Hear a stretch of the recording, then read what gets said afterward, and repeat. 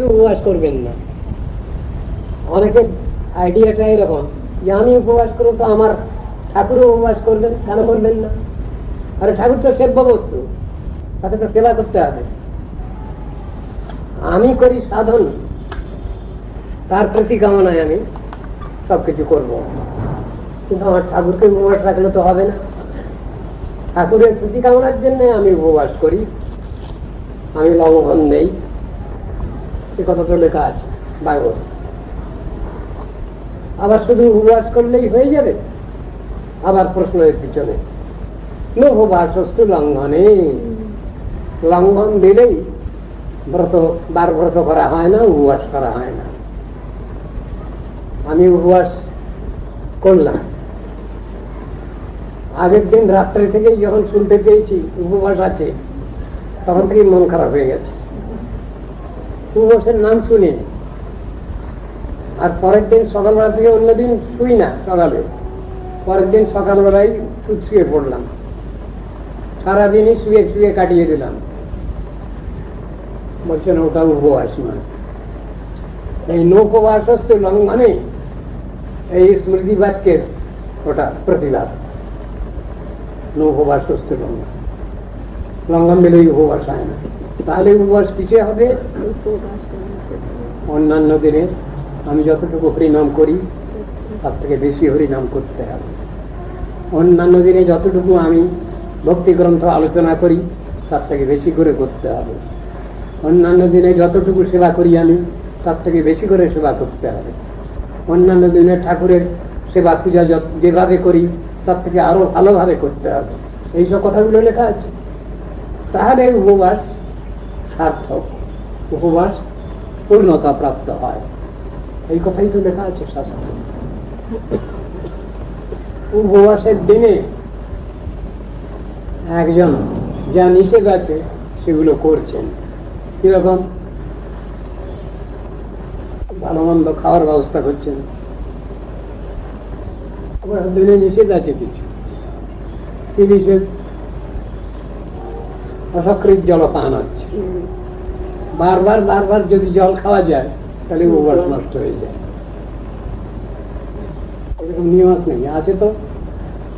অসকৃত জলপান আছে, বারবার জল খাওয়া ঠিক না। সকৃত তাম্বুল ভক্ষণ, ভুল করেও যদি কখনো আমি একটু পান খেয়ে ফেলি, গুয়া পান, উপবাস নষ্ট হয়ে গেল। আমার চিন্তা ছাড়া আমার নিজস্ব কিছু চিন্তা নিয়ে আমি সময় কাটিয়ে দিলাম, বা মনান্তর মতান্তর করে ঝগড়া বিবাদ করে খেলাম না। ঝগড়া বিবাদ করে খেলেন না, প্রহ্লাদ মহারাজের ব্যাপারে আছে। এটা সকলের বেলায় কি হবে? ওটা এও তো একটা বিচার। প্রহ্লাদ মহারাজের ব্যাপারে ওটা হলো, তিনি যে স্ট্যাটাসের লোক, তার জন্য হয়েছে ওটা। এখন আমি যদি ওরকম করি তাহলে কি হবে? ঝগড়া বিবাদ করে খেলাম না, রাগ করে হবে না। ঠাকুর কীর্তন করলেন, ভুলিয়া তোমারে সংসারে আসিয়া পেয়ে নানাবিধ ব্যথা, তোমার চরণে আসিয়াছে আমি বলিব দুঃখের কথা। জননী জঠরে ছিলাম যখন বিষম বন্ধন পাশে, একবার প্রভু দেখা দিয়া মোরে বঞ্চিলে এ দিন দাসে। এটা কি সকলের জন্য লেখা হয়েছে? এটা সকলের জন্য নয়, কোন বিশেষ ক্ষেত্র, বিশেষ জীবাত্মার ক্ষেত্রে এই ঘটনা হয়। ভাগবতে বর্ণনা আছে, সকলের হয় না। মাতৃগর্ভে থেকে ভগবানের চিন্তা করার এই সুযোগ, এই অপরচুন মোমেন্ট সকলের আসে না, কদাচিৎ কারো আসে। ভক্তিবিনোদ ঠাকুরের এসেছে, তাই তিনি নিজের কথাই বলে গেছেন। ওটা সকলের বেলা কমন ফ্যাক্টর নয়, এই কথাই লেখা আছে। একবার প্রভু দেখা দিয়া মরে বঞ্চিলে এই দীনদাসে, তখন ভাবিনু জনম পাইয়া করিব ভজন তব, জনম হইল পড়ি মায়া জালে, না হইল জ্ঞান লব। আদরের ছেলে স্বজনের কোলে হাসিয়া কাটানো কাল, জনক জননী স্নেহেতে বলিয়া সংসার লাগিল ভালো। এই যে পরপর স্টেজ ব্যাখ্যা করে যাচ্ছেন, ওর নিজের লাইফটাকেই বলে যাচ্ছেন। সাধারণ সকলেরই প্রায় জীবনটা এরকমই হয় সেই হিসাবে। কিন্তু আমি যদি বসে থাকি, আমি তাহলে প্রতিজ্ঞা করেছিলাম, তা নয়। সকলেরও ভাগ্য সৌভাগ্য হয় না, কদাচিৎ কারো হয় সৌভাগ্য। সেই কথাই লেখা আছে ভাগবতে। সব জিনিসটাই আমার জন্য নয়, কারো ব্যক্তিগত কর্ম একরকমের, ব্যক্তিগতই।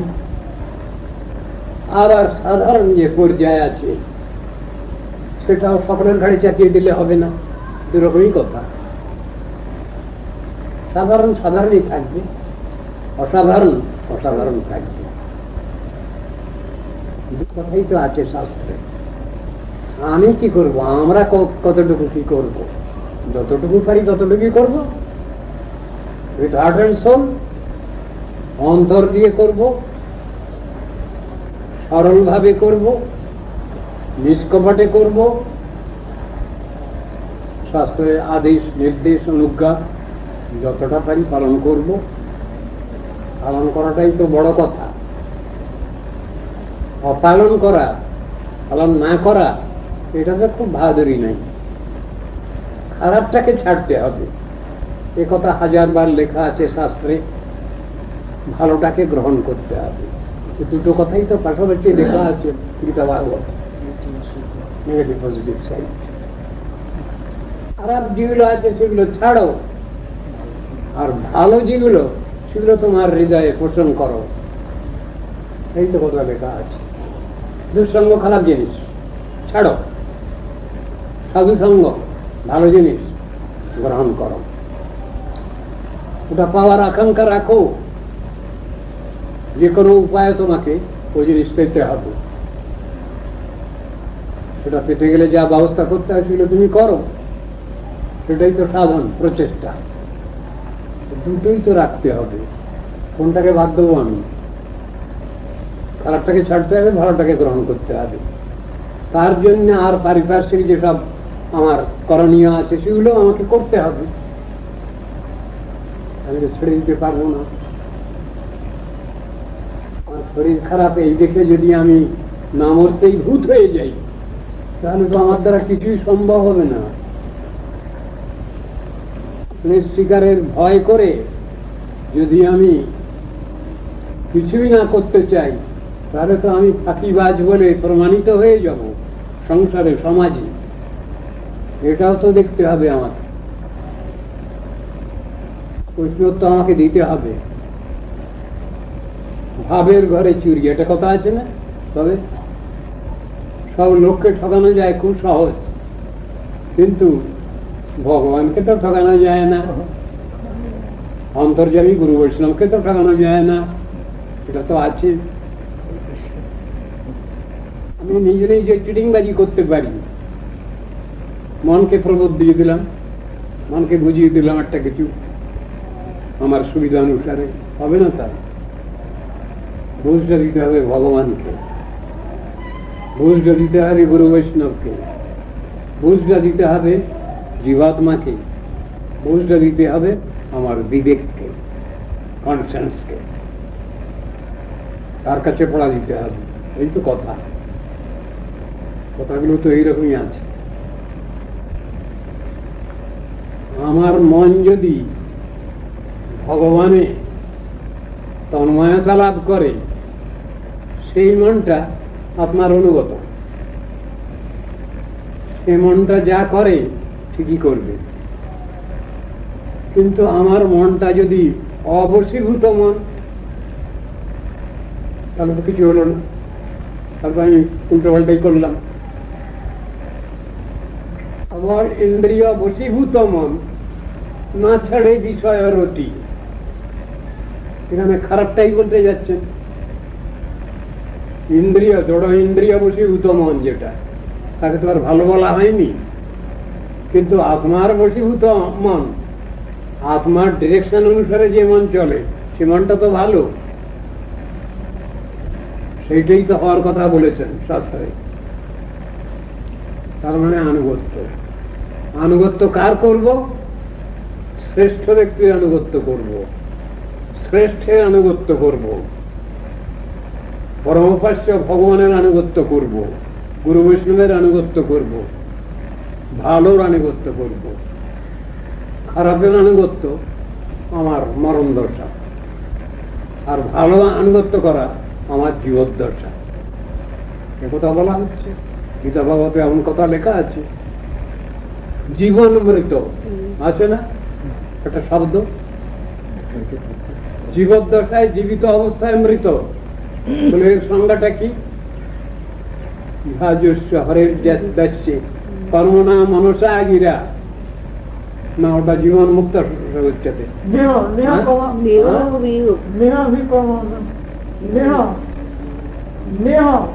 নেহ যৎকর্ম ধর্মায় ন বিরাগায় কল্পতে ন তীর্থ পাদ সেবা ওই জীবন মৃত। যৎকর্ম ধর্মায়, আমি যে অনুষ্ঠানটা করছি, আমি যেটা করতে যাচ্ছি, এটা যদি ধর্মের উদ্দেশ্যে না হয়, আত্মধর্মের সহযোগী না হয়, ন বিরাগায় কল্পতে, ভগবানকে যখন আমি ভালোবাসি তখন একটা বৈরাগ্য উপস্থিত হয়। সে বৈরাগ্য সাময়িক নয়, পার্মানেন্ট বৈরাগ্য। স্বভাবতই তার আহার বিহারে একটা সংকোচ আছে, সীমিত এর মধ্যে তিনি চলতে চান। আমি কাউকে উদ্বেগ দেবো না, কাউকে কষ্ট দেবো না, এরকম ভাবটা তার। এটা পার্মানেন্ট জিনিস। কিন্তু লোক দেখানো বৈরাগ্য, আমি খুব বড় সাধু, আমার অনেক বৈরাগ্য আছে, আমি খুব কম খাই, আর বিহার স্বাচ্ছন্দ্যতে এই ভাবটা, ওটা কপটতা, ওটা ভালো না। শাস্ত্র কোনটা ব্যাখ্যা করেননি, সবটাই তো ব্যাখ্যা করা আছে শাস্ত্রে। আমাদের নিয়েই তো বড় চিন্তা দুর্ভাবনা শাস্ত্রে।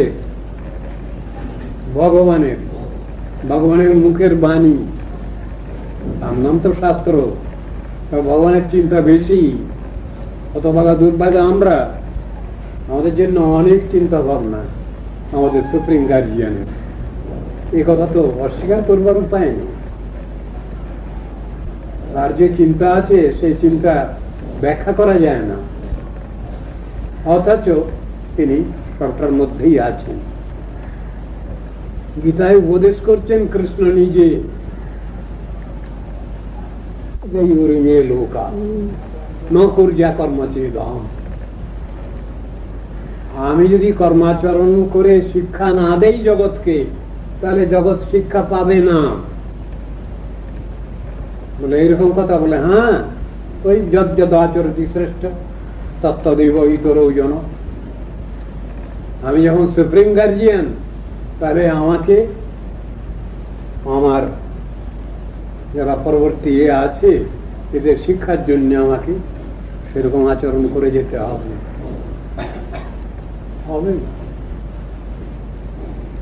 আবার যদি ছেলের সামনেই বিড়ি সিগারেট খান, ছেলে বলেই ফেলবে তুমি খাচ্ছ কেন, কথা চুপ হয়ে যেতে হবে তখন বাপকে। সত্যিই তো এইরকম ধরনের শিক্ষা রয়েছে ধর্ম জগতেও, সে কথা বুঝানো আছে। যদি আদর্শ না রাখেন সামনে, মুশকিল হয়ে যায়, তো সন্তান সন্ততি বর্গের পক্ষে খুব অসুবিধা হয়ে যায়। এইসব কথাগুলো রয়েছে। কৃষ্ণ বলছেন আমাকে এই কষ্টকর পরিশ্রম করতে হচ্ছে অর্জুন। গার্জিয়ান হওয়া বড় মুশকিল, মালিক হওয়া বড় মুশকিল, সর্বোপরি মালিক হওয়া আরো মুশকিল। মাঝখানে যারা আছেন তারা একরকম করে চলতে পারেন, কিন্তু সুপ্রিম অথরিটি যিনি, তার বড় কষ্ট। এসব কথাগুলো তো আছে, শাস্ত্রে লেখা আছে। ভগবানের কষ্টটা আমাদের ফিলিং এর মধ্যে আসে না তো? তিনিই বোঝেন। The wearer best knows where the shoe pinches. নূতন জুতো কোথায় কাটে পায়ে, যিনি জুতোটা পরেন ব্যবহার করেন তিনিই বোঝেন। ভগবান ওই রকম ধরনের সমঝদার, বুঝদার, তার বুঝের মধ্যে কোনো ভুল নেই, খুব ভালোভাবে জানা আছে তার কোনটা কতটুকু ভালো কোনটা কতটুকু খারাপ। সেই অনুসারে তিনি নির্দেশ দিয়েছেন শাস্ত্রে, এইভাবে চলো তোমাদের কোনো অসুবিধা হবে না, ওই জিনিসটাকে ছাড়ো, এই জিনিসটাকে গ্রহণ করো। এই নেগেটিভ পজিটিভ সাইড দুটো পাশাপাশি আছে, এটাকে অস্বীকার করবার কোনো উপায় নেই। সমাজে আমরা চলবো, কিন্তু সমাজের যে আইন কানুন সাধারণ এগুলো সবই অসম্পূর্ণ, ডিফেক্টিভ আইন। সেই আইনে আমাদের আপাতত চলতে হচ্ছে, কিন্তু পরমার্থের যে আইন, spiritual law, spiritual rules and regulations, সেগুলো অন্য রকমের, সম্পূর্ণই অন্য রকমের। সেই আইন কানুন কারো ভালো মন্দের অপেক্ষা রাখে না। সেই আইনকে কেউ ভালো বলল তাতেও তার কোনো অহংকার নেই সেই আইনের, আর তাকে কেউ সমালোচনা করলো সেই আইনকে তাতেও তার কিছু বয়ে যায় না, যায় আসে না। এমনই জিনিসগুলো তো এইরকম। আমরা যখনই তার ভিতরে আমাদের নিজস্ব চিন্তা বিচার ঢুকিয়ে দিতে চাই তখনই ভুল হয়ে যায়, তখনই সেটা ভুল হয়ে যায়। ইউনিভার্সাল ল, তার মধ্যে আমাদের কোন রকম ব্যাখ্যা দেওয়া উচিত নয়। ব্যাখ্যা দিতে গেলেই আমরা যে বোকামি করি, যে বোকামির মধ্যে আমরা আছি, সেই বোকামি ঢুকিয়ে দেওয়া হলো, ভগবানের গাড়ি চাপিয়ে দেওয়া হলো। শাস্ত্রের সমালোচনা করা মানে হলেই ভগবানের যে জাজমেন্ট ভার্ডিক্ট, তাতে হস্তক্ষেপ করা হলো। এসব কথাগুলো তো শাস্ত্রেই লেখা আছে, আমরা বুঝি না। আমরা আমাদের শিক্ষা, আমাদের জ্ঞান, আমাদের অভিজ্ঞতা যতটুকু আছে সেইটুকু নিয়েই তো আমরা বিচার করতে চাই, বিচার করি। তার বাইরে যাওয়ার ক্ষমতা আছে আমাদের না। আল্লাহ সম্বন্ধে সেটা হবে না। এই জগতের যে এগুলো আছে সেই নিয়ে আমি কিছু কমেন্ট করতে পারি, কিছু রিমার্ক পাস করতে পারি, কিছু পরামর্শ দিতে পারি।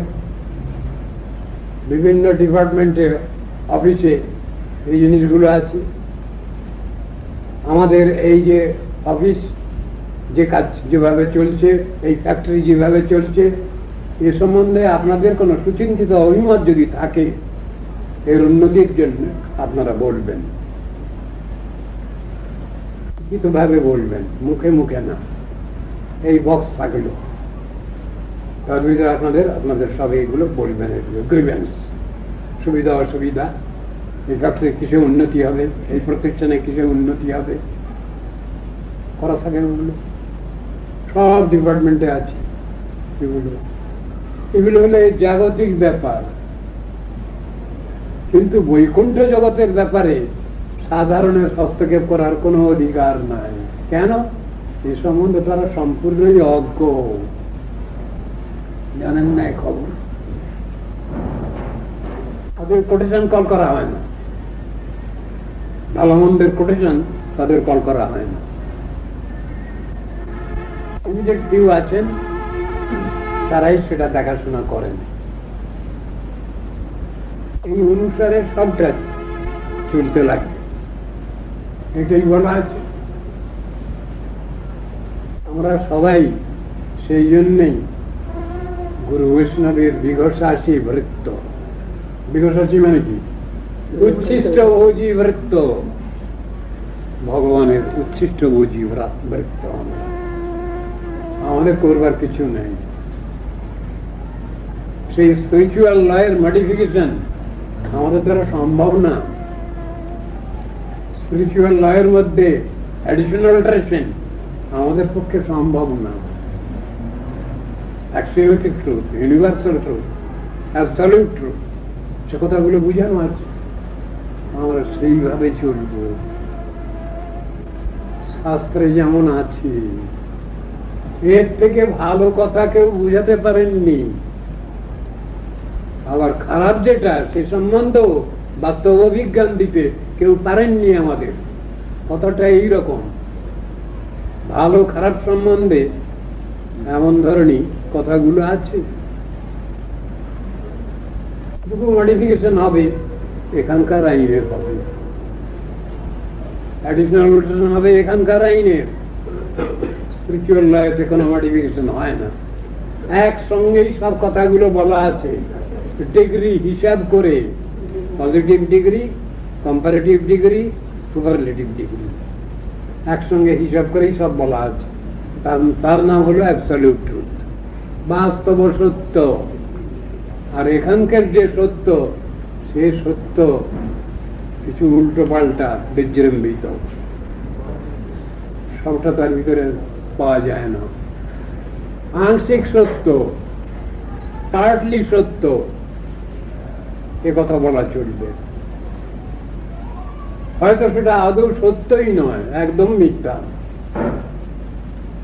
আপনি মিথ্যা কথা বলছেন, এ কথা বললে কারো অবমাননা করা হয়, তখন ওটাকে মোলায়েম করে নরম ভাবে কিভাবে বলতে হবে? আপনি যা বলছেন সব অসত্য, তাকে হিট করা হলো না, ঘুরিয়ে বলা হলো আপনি যা বলছেন সব অসত্য বচন, ডিগ্রি কমিয়ে দেওয়া হলো।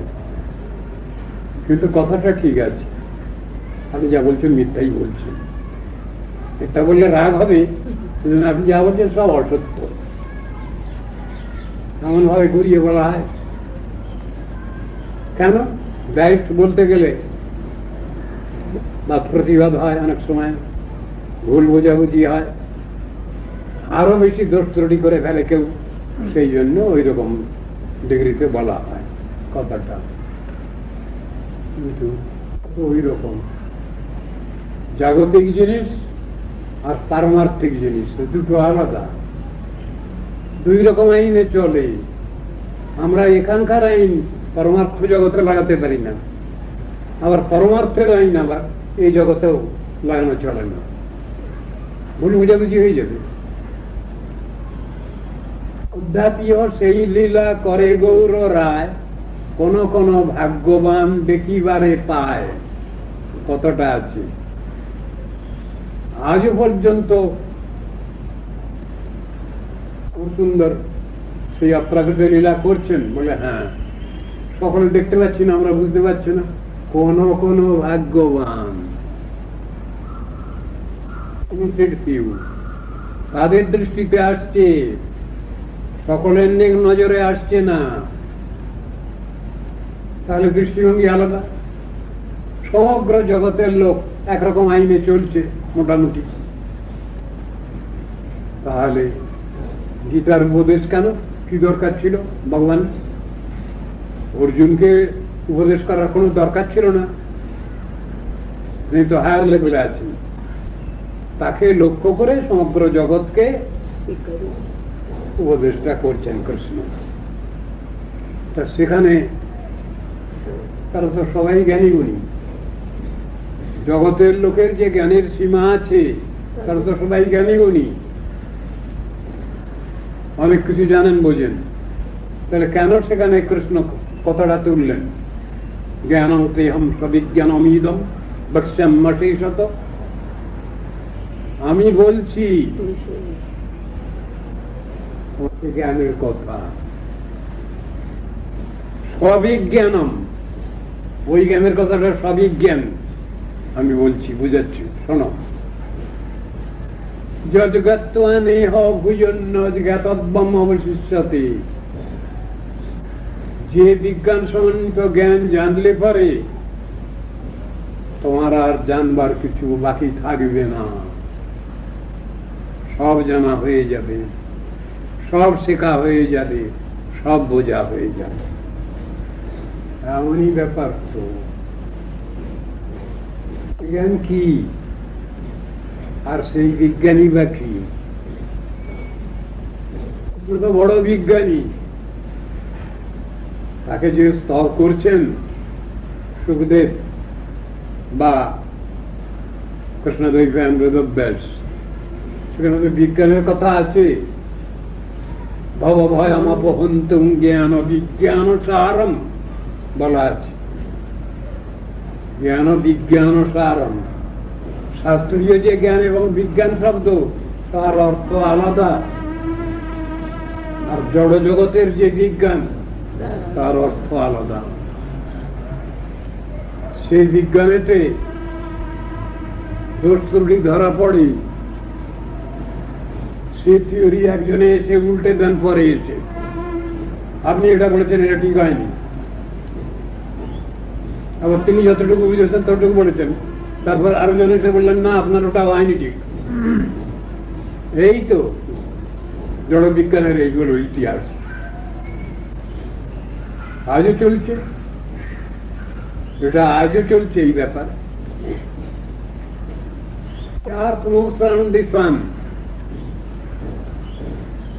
থিওরি যখন চালু হলো তখন তো কয়েকজনের চুল ফাঁস হলো, গ্যালিলিওর ফাঁসি হলো, আরো কত কি হলো, সক্রেটিসেরও পানিশমেন্ট হলো। এখনো পর্যন্ত এটাতে সম্বন্ধে সন্দেহ কাটেনি মানুষের। It is still a mystery whether the earth moves around the sun or the sun moves around the earth. It is still a mystery. সমস্ত পৃথিবীর বৈজ্ঞানিক ছাত্র ছাত্রী তারা সব বলছে ভাগবতে যা লেখা আছে এইটাই ঠিক। উত্তর দেবে the earth moves around the sun ওনারা কি উত্তর দেবেন? তারা মুশকিল হয়ে আছে। ভাগবতে লেখা আছে the sun moves around the earth, solar সিস্টেমের যত কিছু বর্ণনা ঠিক ওরই আলোকে বলা আছে, ওরই লাইটে আদলে বলা আছে। সব জিনিসগুলো তো আলোচনার বিষয়। অ্যাস্ট্রোনটসরা তারা এসে বলছেন আমরা চন্দ্রে নেমেছিলাম। তারা অ্যাস্ট্রোনটস যারা গেছেন সেখানে তাদের মধ্যে কয়েকজন তারা বলছেন ওগুলো সব বাজে কথা, ভয়ঙ্কর ব্যাপার, এগুলো নিয়ে আলোচনা আজও কিছু মেটেনি। তারা বলছেন মিথ্যা কথা বলছেন আপনারা, আপনারা চন্দ্রে নামতে পারেননি। চন্দ্র লোক আর চন্দ্র গ্রহ দুটো আলাদা জিনিস, এ নিয়ে আলোচনা রয়েছে। চন্দ্রলোক একটা পৃথক জায়গা আর চন্দ্র গ্রহ আলাদা জায়গা। আপনারা যে পাথরের নুড়ি বলছেন যে এটা ওখানকার, ওখানকার নয়। পাথরের নুড়ি ঠিক আছে, কিন্তু কোন জায়গার পাথরের নুড়ি? বিজ্ঞান বলছেন ওরা যে স্পেসশিপ যেগুলো তৈরি করছেন 1.5 লক্ষ মাইল যেতে পারে, 1.5 লক্ষ কিলোমিটার যেতে পারে, আর ওগুলো আছে 3 লক্ষ 4 লক্ষ কিলোমিটারে। তাহলে কি করে ওরা সেখানে গিয়ে নেবে সেই জিনিস নিয়ে এলেন? এই সব নিয়ে অ্যাস্ট্রোনটসের ভিতরে গন্ডগোল, মতদ্বৈধতা। আমরা কি মানবো, কোনটা মানবো, এ নিয়ে তো ঝগড়া আজও আছে। এ নিয়ে সাধারণ মানুষ এ নিয়ে মাথা ঘামাচ্ছে, কিন্তু আলোচনা তো রয়েছে, আলোচনা তো আজও করছেন তারা, আলোচনা চলছে, আলোচনা শেষ নেই। সব জিনিসগুলো এইরকম। তখন কতগুলো গ্রহ আবিষ্কার হচ্ছে যে গ্রহের আগে সন্ধান পাওয়া যায়নি, তাদের এতে আসেনি। সেগুলো আদৌ গ্রহ না হতে পারে, সেগুলো অন্য কোনো জিনিস হতে পারে, সেগুলো কমেট জাতীয় কিছু হতে পারে। নিয়ে তো আলোচনা সবসময় চলছে। এর তো শেষ নেই এই আলোচনার। সব জিনিসগুলোই তো আমাদের বুঝতে হবে। আমরা যেটুকু বিচার করছি, যেটুকু আমাদের মেন্টাল স্পেকুলেশন, সেগুলো তো এখানকার জিনিস, এর বাইরের জিনিস না, এখানকার স্পিয়ারের জিনিস। আমরা সে সম্বন্ধে কমেন্ট করতে পারি, সে সম্বন্ধে আলোচনা করতে পারি, কিন্তু অতীন্দ্রিয় তত্ত্ব সম্বন্ধে আলোচনা করবার কোনো ক্ষমতাই নাই। জড়বিজ্ঞান যা করছে এখানকার স্পিয়ারের জিনিস, তার বাইরে কোনো যাওয়ার কোনো ইয়ে নাই। এইটুকু বুঝুন, নারদ ঋষি হাতে বীণা আছে তার, কোথায় যাচ্ছেন তিনি?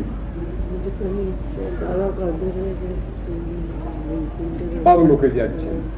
সব লোক মানে পূর্ব সত্য বটেই, এছাড়া আরো যত লোক আছে, সিদ্ধ লোক, সাধ্য লোক, সব লোকে যাচ্ছেন তিনি। কিসের বলে? তাকে কি ওই গ্যাস পাইপ সব জড়িয়ে যেতে হচ্ছে? তিনি তো স্বাভাবিক ভাবেই যাচ্ছেন, অতি স্বাভাবিক ভাবে। সাধন ভজনের বল এটা, এটা এখানকার পাওয়া বল নয়, এখানকার জিনিসের সাহায্য নয়। নবযোগেন্দ্র 9 জন ঋষি যখন যেখানে খুশি সেখানে চলে যাচ্ছেন, অব্যাহতস্তগতয় সুরচিত সাধ্য গন্ধর্ব নাগ কিন্নর লোকান। বর্ণ রয়েছে, বাজে কথা, মিথ্যে কথা।